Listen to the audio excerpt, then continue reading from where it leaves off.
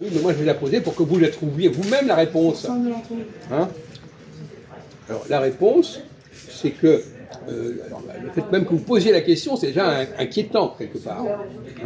Ça veut dire que vous n'avez aucune conscience des changements, des cycles que traverse la société. Il y a certains moments, par exemple, des sociétés. Il y a des moments où on a besoin qu'il y ait un chef qui dirige, moment où on a besoin que ce soit le peuple qui dirige, par exemple. Ça, c'est un changement très important. Ce qui s'est passé avec le printemps arabe. Voilà, donc le type même de pouvoir, peut changer au sein d'une société. C'est le moment où on va laisser plutôt parler le peuple, au moment où on va laisser plutôt parler les chefs, les élites, etc. Tu comprends ça? Tu comprends? Bon, c'est ça qu'il fallait répondre. Révolution, coup d'État. Mais non, on ne parle pas de ça. Enfin oui, à la limite, oui, un coup d'État, oui. Je parlais du quotidien. Quoi? Changement quotidien. Oui. Comment ça au quotidien? Printemps arabe, c'est quoi? Mais quotidien, il n'y a pas que le printemps arabe, c'est un exemple parmi mille autres, pauvre ami. Je sais pas quotidien.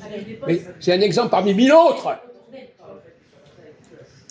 Il y a toutes sortes de changements comme ça. Un changement de chef, il y en a tous constamment. Par exemple, même aux États-Unis, le passage entre Biden et Trump, c'est un changement de chef, c'est un changement d'autorité.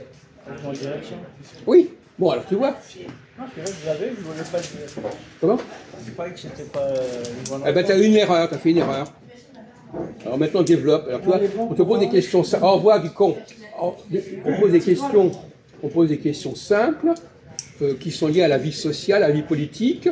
Je vous ai dit que ça concerne la société. Vous n'êtes même pas capable de comprendre qu'il peut y avoir des changements dans le mode de direction, le mode d'orientation d'une société. Alors vas-y, tu as quelque chose à dire à ce sujet? Qu'est-ce qu'il a à nous en faire, nous emmerder avec ça? Bon. Donc voilà, donc effectivement, il faut prévoir, par exemple, prenons le cas de Hitler, par exemple. À un moment donné, l'Allemagne s'est donné un chef qu'elle n'avait pas avant. Bon. Si on prévoit qu'à un moment donné, il y aura ou même Trump, c'est pareil. Le fait que Trump soit arrivé à la présidence, ça change pas mal de choses. Non seulement pour les États-Unis, mais pour la France et pour l'Europe. Bon, voilà. Il suffit qu'un seul personnage, que la société préfère un certain personnage à un autre type de personnage, qu'elle préfère Trump à Biden, et ça va changer beaucoup de choses. Et il vaut mieux. Alors, prévoir, ça veut dire quoi prévoir? À quoi ça sert de prévoir, Ahmed? Est-ce que ça peut aider de prévoir?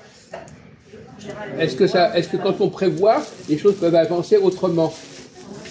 Dis-nous pourquoi.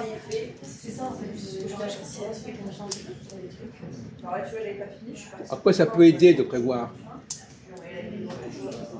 On l'avertit.